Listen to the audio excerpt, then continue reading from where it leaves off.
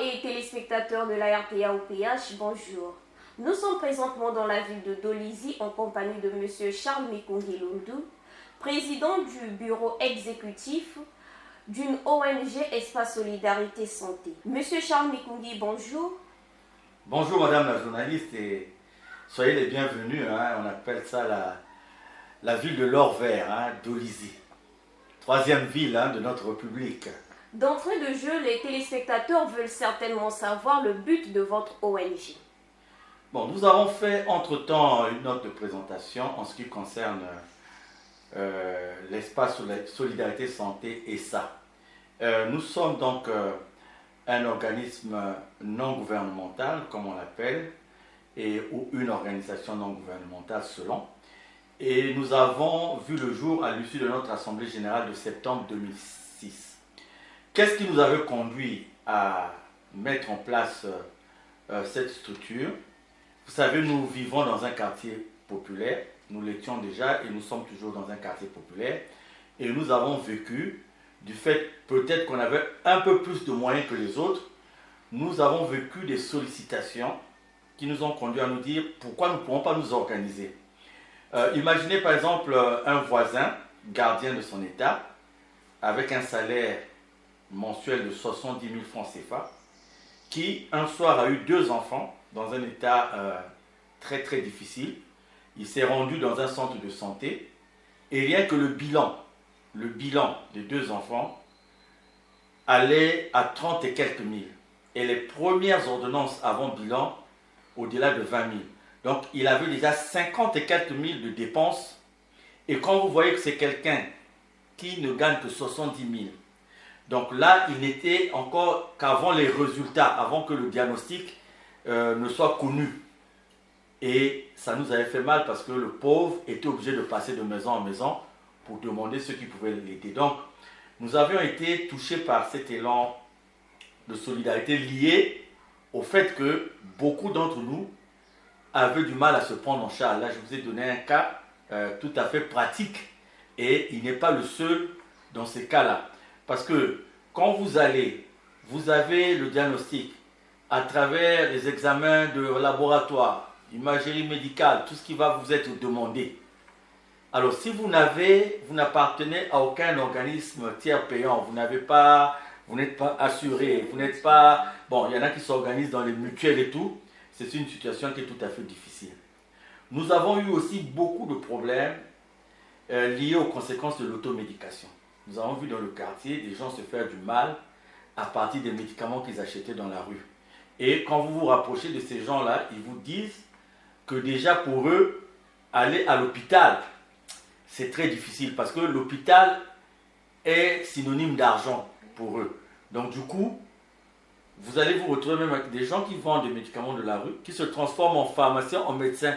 Je vous dis non, si vous avez des maux de tête, voilà. Donc, il y a eu enfin l'environnement. C'est-à-dire qu'à l'époque, il n'était pas rare de voir un voisin, une voisine jeter des ordures dans la rue, les eaux stagnantes et tout. Donc nous avions compris qu'il y avait un grand souci d'hygiène, de prophylaxie, bref, de prévention. Et avec quelques amis dans le quartier, nous avons réfléchi. Et voilà l'idée de départ de Espace Solidarité Santé. C'était pour mettre un cadre, pour réfléchir dans les réalités qui sont les nôtres. Et face aux réalités qui sont les nôtres, qu'est-ce qu'il faut faire? Donc voilà comment est née notre ONG. Et nous avons commencé par faire comme un centre de santé communautaire à l'époque. Et nous sommes allés vers des donateurs, nous sommes allés vers des génériques, nous sommes allés vers des médecins, des soignants qui pouvaient nous donner leur temps en dehors de leur occupation habituelle. Et voilà comment nous avons commencé, tant soit peu, à aider les uns les autres jusqu'à ce que nous avons actuellement dans notre sein une clinique et nous sommes en train d'œuvrer, puisqu'il n'y a pas longtemps nous avons eu à signer un protocole d'accord avec le gouvernement à travers le ministère de la Santé. Donc nous avons d'autres structures que nous allons mettre en place dans le même sens. Et en dehors de ce que vous venez de nous dire, pourquoi voulez-vous faire une émission de santé? Voilà, nous avons compris aussi qu'il y avait un sérieux problème d'information. Tout d'abord, au niveau des malades eux-mêmes. Vous savez, quand les malades arrivent à l'hôpital, tout le monde est en blouse blanche, ou la plupart des gens ont une blouse blanche. Donc pour le commun de mortels, la blouse blanche est synonyme à médecin. Donc souvent on appelle tous ceux qui ont la blouse blanche docteur. Docteur, docteur, docteur. Donc nous avons trouvé qu'il y avait un souci d'information. Un homme informé, libre, donc il peut faire le choix de ce qu'il veut, de ce qu'il attend comme prestation, comme il peut aussi apprécier la prestation qu'on lui fait. Donc nous avons commencé par des plaidoyers, nous avons commencé à informer, à dire aux gens que tout le monde porte la blouse blanche, mais il y a une hiérarchisation au niveau des établissements hospitaliers où il y a des médecins. Même au niveau des médecins, il y a une hiérarchisation. Vous allez trouver des professeurs, des médecins, vous allez trouver des médecins, vous allez appeler quelqu'un chirurgien. Parmi les chirurgiens, on dit aux gens, il y a des orthopédistes, il y a des traumatologues. Donc on essaie d'enseigner aux gens le vocabulaire de la santé pour qu'ils soient avertis. Vous allez dire que ça n'a aucun impact sur la santé de quelqu'un. Oui, ça sert.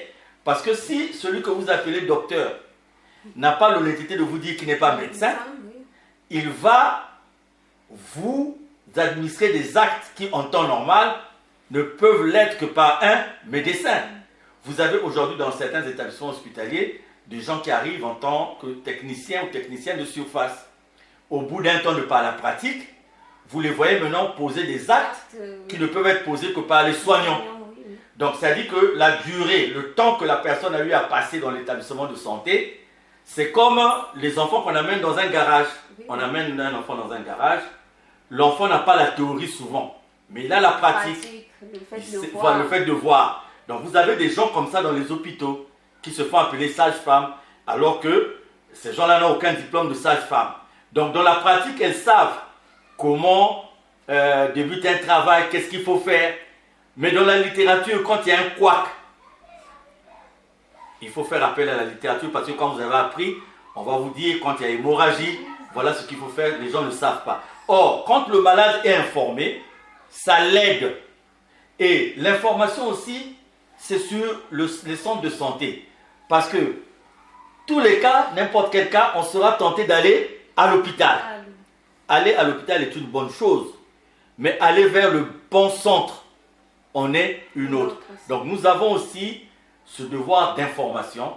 On informe. Vous savez, madame la journaliste, dans les réalités qui sont les nôtres, il y a des gens quelque part qui vont beaucoup plus dans les aspects commerciaux. C'est-à-dire que les prestations de santé sont transformées un peu plus dans des aspects commerciaux. Et un homme averti saura, quand on va le diriger à tel endroit ou tel autre endroit, il saura comment. Vous savez, quand vous êtes dans les urgences de santé, parfois vous avez votre réflexion qui est diminuée. Soit vous-même le malade, ou quand vous accompagnez une personne chère qui est dans une situation difficile, le discernement vous fouille. Donc nous avons des mécanismes à notre niveau, au niveau de l'ONG, où des gens peuvent nous poser des questions 24 heures sur 24. J'étais dans tel centre de santé, j'ai été confronté à tel problème. Vous voyez, je vais vous dire une chose, et c'est utile pour les auditeurs et les téléspectateurs. Aujourd'hui, madame la journaliste, quand il y a une erreur médicale dans un établissement public, parfois les gens ne font absolument rien, ça passe sous silence. Mais quand il y a une erreur médicale dans un cabinet privé, dans un quartier quelque part, ça fait beaucoup de bruit. Donc, si on se posait la question de savoir combien de fois il y a eu des erreurs médicales dans les grands centres, et les gens sont partis, parce qu'aujourd'hui, un grand centre est synonyme, quand quelqu'un meurt dans un grand centre, ça ne surprend personne. Il est mort à l'hôpital. Parce que les gens se disent que quand quelqu'un meurt à l'hôpital, c'est normal. Mais il peut arriver que la personne meure par négligence, que la personne meure par faute grave, que la personne meure par erreur. Mais comme dans les réalités actuelles, on n'a pas la clarté des recours au niveau des uns et des autres, souvent les gens ne savent pas. Je vais vous prendre un exemple. Nous avons une sœur qui était diabétique, une diabétique qui s'ignorait. Donc elle est arrivée dans un hôpital. La personne qu'elle a eu à trouver au service du triage, c'est une personne dont la priorité était de vendre des médicaments, parce qu'elle avait pour habitude, quand elle avait fini de traiter, quand les malades laissaient les médicaments, elle les prenait et elle les revendait. Et sa priorité, c'était de revendre les médicaments. Et quand cette sœur diabétique qui s'ignorait arrive, il n'y a pas de, de glycémie et tout, Et on prend un sérum glucosé, on met sur la personne. Et quand l'autre arrive pour dire est-ce que tu as vérifié la glycémie, non, quand la personne commence à développer des signes qui étaient vraiment alarmants, c'était trop tard. Mais bon, pour la famille, elle a amené une personne qui était dans un état difficile et elle est décédée à l'hôpital. Donc vous voyez même que pour nous dans la littérature, quand vous parlez des modes de sortie de l'hôpital, vous avez des modes de sortie par guérison, des modes de sortie par convalescence, mais la mort est aussi une mode de sortie. Et donc, il a fallu attendre que le collègue dise nous pensons qu'il y a eu problème, nous pensons qu'il y a eu erreur, parce que. Vous avez des injections, des piqûres, pour prendre le terme d'en bas, qui doivent être administrées en IM, par exemple en intramusculaire, et qu'on ne mettra pas en IV, en intraveineuse, comme des piqûres, des injections en intraveineuse qu'on ne mettra pas en intramusculaire. Il peut arriver qu'un produit gras soit administré par voie veineuse alors qu'il était prévu que le produit le soit en IM. On l'a vécu quelque part, je tais le nom de l'hôpital, où nous avons perdu un nouveau-né parce que la titulaire qui était là s'est déplacée, a laissé son poste et la bénévole, la stagiaire qui était là, ne sachant pas ce qu'il fallait faire, un produit qui devait être administré en IM, elle a eu à l'administrer en IV et un enfant qui n'était vraiment pas malade va se retrouver dans une situation qui va le conduire à la mort. Donc souvent, les gens viennent nous voir parce qu'ils ne savent pas quand il y a erreur médicale ou quand il y a suspicion d'erreur médicale, les recours juridiques, les contentieux, qu'est-ce qu'il faut faire? Il y a des gens qui rentrent dans un hôpital malades, mais qui ressortent plus malades qu'avant parce qu'il y a ce qu'on appelle dans les hôpitaux des infections nosocomiales, c'est-à-dire que du fait des souillures, du fait du développement de certains microbes, de certaines bactéries dans les hôpitaux, dans certains endroits sensibles des hôpitaux tels que les blocs opératoires, et vous avez quelqu'un qui était rentré, mais qui a contracté une maladie à l'hôpital. Et souvent, c'est des gens qui se retrouvent devant les faits où ils ne savent pas à qui il faut s'adresser, ils ne savent pas ce qu'il faut faire. Donc, vous voyez, il y a beaucoup de sujets parce que nous partons de la réalité pour exploiter cette réalité et essayer de donner aux malades la meilleure visibilité pour le guider à aller voir la personne qui convient. Et aujourd'hui, je vais vous parler des personnels dans les hôpitaux. Vous allez voir que il y a aussi beaucoup de confusion qui conduisent des gens qui ne sont pas habilités, qui conduisent des gens qui ne sont pas qualifiés à poser un certain nombre d'actes, surtout que si c'est motivé par l'argent. Et donc voilà, l'association se bat pour regarder tout ça, pour aider quand nous pouvons, nous aidons, nous disons à la personne, ça pouvait être ceci, voilà ce qu'il faut faire, il faut essayer de repartir vers l'établissement hospitalier, essayer de régler le problème à l'amiable. Nous organisons des campagnes parce que nous sommes convaincus que s'il y a une bonne prévention, il y aura de moins en moins de gens dans les établissements de santé. Donc, nous faisons des campagnes. Regardez dernièrement quand il y a eu des problèmes de poubelles, nous étions en train de conseiller aux gens que ce n'était pas la peine d'accumuler par exemple les ordures dans les poubelles parce qu'en fait, ça allait nous revenir. C'est-à-dire que les conséquences allaient nous revenir. Nous étions de ceux qui passaient de maison en maison pour dire aux gens, il vaut mieux revenir à ce que nous faisions avant en attendant qu'il y ait une situation. Revenons à ce que nous étions en train de faire avant. Donc voilà, le champ il est vaste. Et comme nous avons cette force acquise grâce au protocole d'accord que nous avons signé avec le gouvernement, donc cela nous donne encore matière à aller de l'avant. Président, pouvez-vous nous rappeler l'articulation de cette émission? Voilà, donc l'émission va commencer Univers Santé, hein, comme vous le disiez. Donc l'émission aura 3 rubriques. La première rubrique, nous allons répondre aux questions des gens, de ceux qui nous sollicitent, qui vont nous poser la question de savoir, nous étions dans tel établissement hospitalier, nous avons rencontré telle situation, qu'est-ce qu'il faut faire? Nous avons été à gauche et à droite, mais nous n'arrivons pas à trouver la solution pour telle pathologie, pour telle maladie. Donc la première partie, ça sera la réponse, les réponses que nous allons donner aux différents courriers que nous allons recevoir de tous ceux qui vont adhérer à la dynamique de l'émission. Dans une deuxième partie, c'est ce que je venais de vous dire, culture générale, nous allons donner des informations. Nous allons dire par exemple aux gens, nous allons aujourd'hui prendre par exemple le domaine de la chirurgie. C'est quoi la chirurgie? Qu'est-ce qu'il y a comme spécialité au niveau de la chirurgie? Vous savez par exemple que ce qu'on appelle l'otorhinolaryngologie, c'est-à-dire que ce qui concerne les oreilles, pour parler terre à terre, l'ophtalmo, les yeux, l'ophtalmologie, les yeux, ce sont des spécialités quelque part dans leurs aspects, ce sont des spécialités chirurgicales. La chirurgie, nous avons des chirurgiens généralistes, mais dans les chirurgiens, il y a aussi des spécialistes. Il y a des chirurgiens qui s'occupent que de la pédiatrie, des chirurgiens pédiatriques pour les petits enfants. Il y a des chirurgiens, des cardiologues, il y a des traumatologues, les orthopédistes pour les os, il y a les urologues, quand on parlait de prostate. Donc, il y a des spécialités. Donc, vous savez, c'est souvent bien, quand vous êtes référé auprès d'un spécialiste, vous avez une prise en charge rapide de ce qui vous concerne. Donc, la deuxième partie, ça sera ça. On va présenter une spécialité, comme on va présenter, par exemple, une unité de diagnostic. On va vous dire l'échographie. C'est quoi l'échographie? Pourquoi on fait l'échographie? Quels sont les types d'échographie?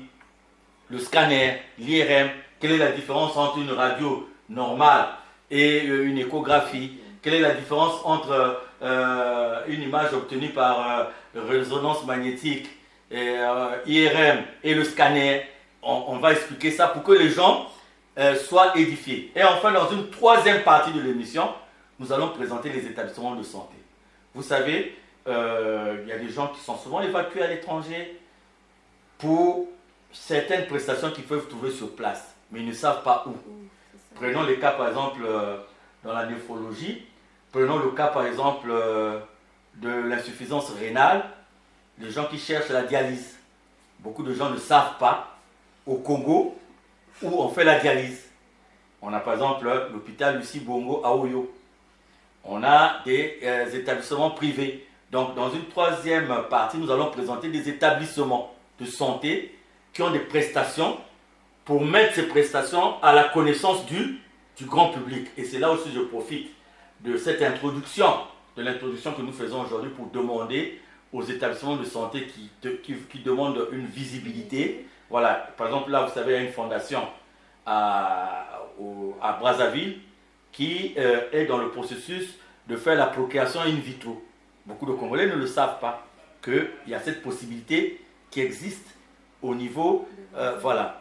Dans le traitement par exemple du cancer, il y a des évolutions, des étapes qui peuvent vous conduire à la radiothérapie. On va vous dire, est-ce que la radiothérapie existe au Congo? Est-ce qu'on peut la faire au Congo? Si on ne peut pas la faire au Congo, où est-ce qu'on peut la faire? Où est-ce que c'est abordable? Où est-ce que c'est moins cher?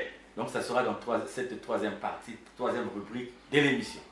Et que peut-on attendre de particulier et de constructif de cette émission? C'est une émission véritablement de proximité qui permettra aux citoyens d'éviter de tomber dans les filets parce que vous savez, tous les domaines de notre société sont habités par l'arnaque, par le faux.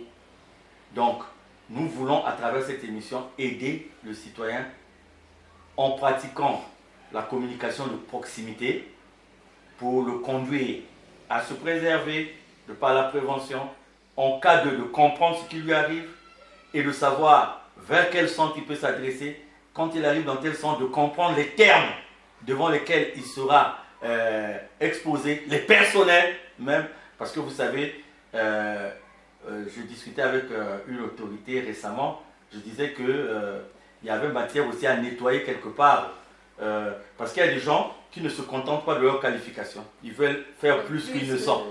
Et il a la blouse blanche, il s'appelle docteur, alors que c'est un agent technique de santé. Vous savez, même si on prend comme ça de façon ramassée, vous allez trouver au début, vous allez trouver les agents techniques de santé, vous allez trouver les infirmiers diplômés d'État, les assistants sanitaires. Donc il y a tout un escalier. Mais vous allez trouver un agent technique de santé qui aime bien qu'on l'appelle docteur, qu'on l'appelle médecin. Et quand quelqu'un est dans ces prédispositions-là, il peut poser des actes qui ne sont pas bien. Donc nous invitons les uns et les autres, selon les rubriques, à s'adresser à nous. Et aussi, nous faisons un grand travail de recherche auprès, nous voulons donner la bonne réponse. Donc c'est ce qui nous conduira chaque fois à aller vers la source. Si on nous pose un problème de neurochirurgie, nous ferons tout pour rencontrer le neurochirurgien, pour lui demander qu'est-ce qu'ils pensent de la situation de telle personne. Quand ça sera un problème de gynécologie, nous irons aussi vers un gynécologue obstétricien, nous irons lui poser la question et voilà.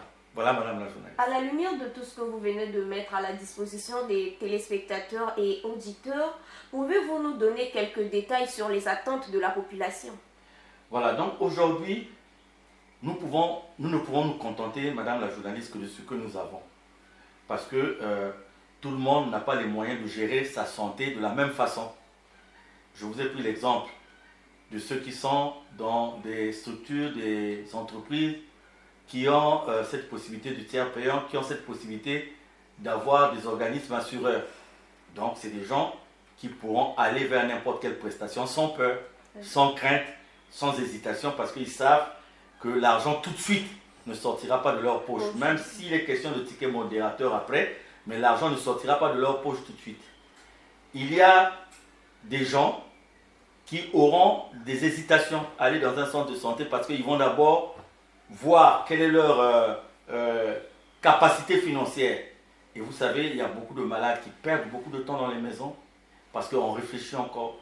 Ce n'est pas que les gens qui sont dans cette maison ne veulent pas le conduire dans un établissement de santé, mais ils se disent, avant de le conduire, il faut l'argent. Voilà, c'est même le paradoxe. Hein. Vous avez des gens qui meurent parce qu'on n'a pas pu rassembler les 80 et quelques mille du scanner. Et le jour de son décès, vous allez voir que tout le monde va venir bien habillé, et il y aura des dépenses, il y aura des uniformes, il y aura tout. Donc nous voulons un peu démystifier ce côté-là, mais en toile de fond, aujourd'hui, comment on appelle ça, l'assurance maladie universelle est en train d'être mise en œuvre au niveau du pays, ce qui est une très bonne chose, mais en attendant d'en arriver là, nous voulons des méthodes simples pour aider les uns et les autres. Vous savez, un petit exemple, par exemple, en ce qui concerne les médicaments, il y a des médicaments génériques, bien, livrés par des grossistes, et qui ont les mêmes molécules que certains autres médicaments. Les mêmes molécules. La différence se situe au niveau du prix. C'est des astuces comme ça, par exemple, que les gens ne savent pas. Parce que quand il y a une forte idée commerciale dans les rapports entre les soignants et les malades, le malade est toujours celui qui perd. Aujourd'hui, j'ai participé il y a quelques années, j'allais dire, à une émission d'Alain Foucault sur Radio France Internationale, le défi africain, où on parlait des erreurs médicales. Et il y a eu des sommités dans le domaine de la santé à travers le monde qui ont participé à cette émission. Et on était tous d'accord pour se dire qu'il y avait des exagérations, des fois quelque part, dans les diagnostics, parce qu'on va vous prescrire un certain nombre de choses, parce que celui qui le fait a une rétrocession quelque part. Parce que quand il vous dit d'aller faire ça à tel endroit, il est sûr que... Et donc, si on n'est pas animé vraiment par une sincérité, par, comment on appelle, un aveu déontologique très clair, on peut être amené à poser certains actes qui ne sont pas bien. Et nous voulons œuvrer en aidant aussi les autorités, nous voulons œuvrer par l'aide des plaidoyers pour faire que la santé ne soit plus un fardeau pour le citoyen lambda, que la santé ne soit plus une source d'angoisse, de stress. Avec les moyens de bord, avec ce que nous avons, avec nos réalités, trouver comment mieux servir la population en ce qui concerne la santé. Merci, Président. Le sujet abordé a dû tirer l'attention de plus d'un citoyen. Certainement un dernier appel. Voilà, donc nous disons que nous sommes à Ngoyo, notre siège social. Ngoyo, pour moi, on l'appelle, arrondissement 6. Et nous sommes nous avons nos coordonnées WhatsApp et nous avons notre mail. Et nous comptons vraiment créer une grande famille autour de l'espace Solidarité Santé. Et c'est cet objectif-là que nous sommes en train de poursuivre et nous comptons sur vous tous. Et les partenaires et les citoyens, vous savez, même échanger de façon verbale pour nous, c'est déjà un plus parce que c'est une façon de nous apporter de la matière. Je me souviens de ce jeune frère, on nous avait réveillé. Il y a un jeune frère qui avait été heurté par un train. Il avait perdu une jambe. Et nous étions allés dans un grand centre hospitalier quelque part. Et nous avons dû attendre parce que nous sommes arrivés là-bas à minuit. et jusqu'à 4 heures du matin, le chirurgien n'était pas là. Et nous avons perdu ce frère-là par hémorragie. Ça nous avait beaucoup touché. Nous avons aussi des femmes enceintes qui, pour une urgence, vont dans un centre donné. Et quand il y a par exemple des indications de césarienne, parfois, le temps d'attente ne permet pas d'avoir le praticien. Il faut alors se déplacer, aller dans un autre centre. Et souvent, ce déplacement n'est pas médicalisé. C'est-à-dire qu'il n'y a rien, il n'y a pas de conditionnement. Parfois, on reprend la personne, on met dans un taxi sans savoir qu'on est en train d'empirer la situation. Donc, nous avons fait un plaidoyer là sur la gestion des urgences médico-chirurgicales parce que nous pensons, et nous sommes convaincus qu'il y a matière aussi à réfléchir. Vous savez, il faut qu'on ait la disponibilité des praticiens, la disponibilité des lits, la disponibilité des places, de façon, par exemple, informatisée, connue de tout le monde, de façon à ce qu'on sache que si on a reçu telle personne, en tout cas, on peut la prendre en charge tout de suite à tel endroit, parce qu'à telle heure, il y a le praticien qui est là, à telle heure, il y a les conditions qui sont là. Nous apprenons aussi aux gens comment conditionner les malades, parce qu'aujourd'hui, quand vous avez un accident, vous avez tout le monde qui accourt, on soulève le malade, on le plie, on ne sait pas s'il y a une atteinte de la colonne vertébrale, donc en le prenant, on peut encore aggraver la situation. Donc nous avons fait aussi des plaidoyers pour qu'une attention particulière soit portée sur le ramassage, entre guillemets, des patients, leur conditionnement. Avant, vous voyez, l'ambulance, par exemple, c'est un petit hôpital. Moi, j'ai vu une ambulance quelque part qui transportait même du ciment. C'est-à-dire qu'il transportait du ciment. C'est-à-dire dedans, il ne reste qu'un brancard. Nous avons conseillé, par exemple, à l'établissement propriétaire de cette ambulance, nous avons conseillé de faire à ce que, pour que cette ambulance soit vraiment un véhicule médicalisé, qu'il y ait un minimum à l'intérieur, parce que le transport du patient entre le lieu où il est ramassé, entre guillemets, et l'établissement hospitalier, il y a un travail qui se fait dans l'ambulance. Et l'ambulance, là, nécessite un minimum. Vous voyez, par exemple, à Dolisie, il arrive que les patients soient évacués sur Pointe-Noire. Et c'est 2h30, au maximum 3 heures de route. Et cette ambulance doit être munie. Alors moi, le jour où j'ai acheté du ciment quelque part, le jour où j'ai vu une ambulance aussi en train de charger du ciment, donc j'ai été tellement curieux que je suis allé voir à l'intérieur de l'ambulance et ça m'a un peu chagriné. Et on fait des plaidoyers, on s'adresse aux autorités pour dire non, voilà, il serait mieux de... Donc c'est vraiment un chantier et nous avons besoin de votre concours. Nous disons merci à M. Charles Mikungi Lundu. La santé n'a pas de prix, confirme le dicton. On peut donc dire sans embâche que chacun de nous doit se préserver. Ce n'est certainement que le début de plusieurs thèmes qui vont se poursuivre. J'en ai bon espoir. Maintenant, il ne me reste qu'à vous dire au revoir. Aux téléspectateurs, merci de nous avoir accordé un peu de votre temps précieux. Devant ce microphone, Gervais Samba, à la caméra, dans Delors Conga. Au revoir et à la prochaine occasion. Merci.